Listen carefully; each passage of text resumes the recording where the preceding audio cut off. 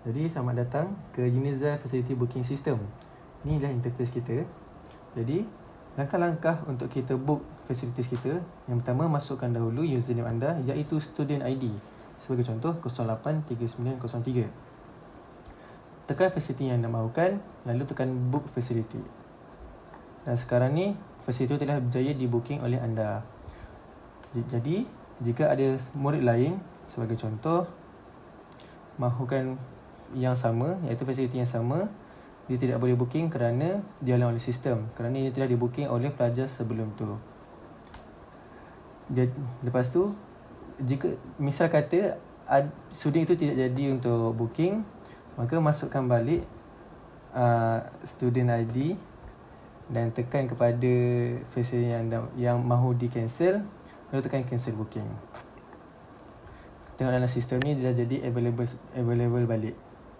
Tapi kalau ada student lain yang nak cancelkan, tak boleh, sebab dia punya username tak sama, iaitu kita punya student ID. Hanyalah orang yang sama je yang boleh cancel booking. Tapi ini semua boleh di-bypass kalau anda adalah admin. Jadi sebagai admin, contoh, masukkan admin username, iaitu admin, dan password admin 123. Jadi dekat sini admin ada 4 function, iaitu force cancel booking, toggle maintenance, add facility dan remove facility. Jadi sebagai contoh, sekarang ni 083903 telah booking kita punya venue atau facilities. Dan kalau admin nak force cancel dia, tekan select facility ni dan tekan butang force cancel booking. Jadi sekarang ni kalau anda tengok dalam sistem belakang ni pun dah update, dia dah jadi available balik.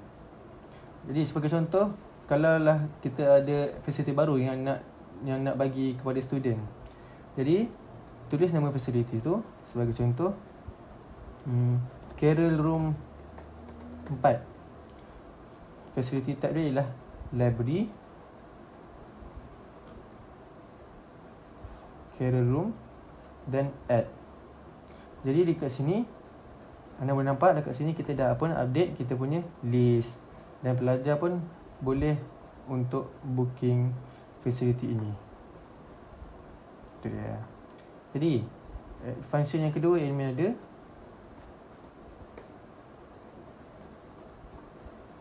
kita ada toggle maintenance. Jadi dekat sini anda kata tiba-tiba computer lab ni lah under maintenance, mungkin untuk wiring atau apa-apa, admin boleh je tekan toggle maintenance. Jadi student tak boleh nak booking kita punya facility dah. Dan last sekali kita ada remove facility. Sebagai contoh, saya nak remove balik Carol Room 4 yang saya add tadi. Tekan atau select Carol Room 4, remove facility. Okey. Dan jom kita cuba maintenance ni, book facility. Tak boleh, sebab dia dah telah pun di booking oleh admin untuk maintenance. Dan kita pun ada view stats, iaitu calculation matematik. Jadi sebagai contoh, ramai student yang book facility kita.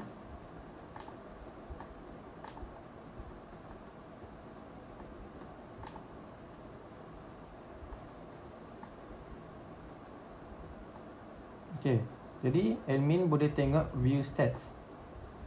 Jadi dekat sini kita boleh tengok berapa banyak orang yang booking maksudnya berapa ramai yang booking academic facility dan berapa ramai yang booking library facilities.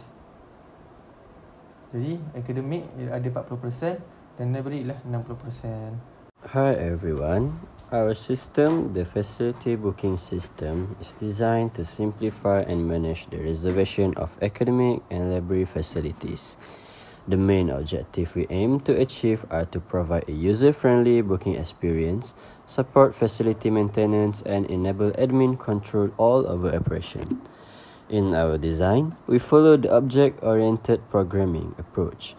At the core, we have an abstract class facility which contains shared data and methods like booking status, booking user, and maintenance control. Different facility type like classroom, lecture hall, and career room inherit from this base class to promote code reuse and specialization.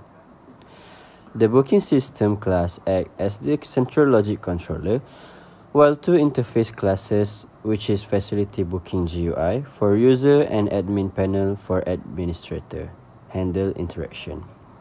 We also added an admin class for secure authentication, ensuring only authorized user can manage facilities.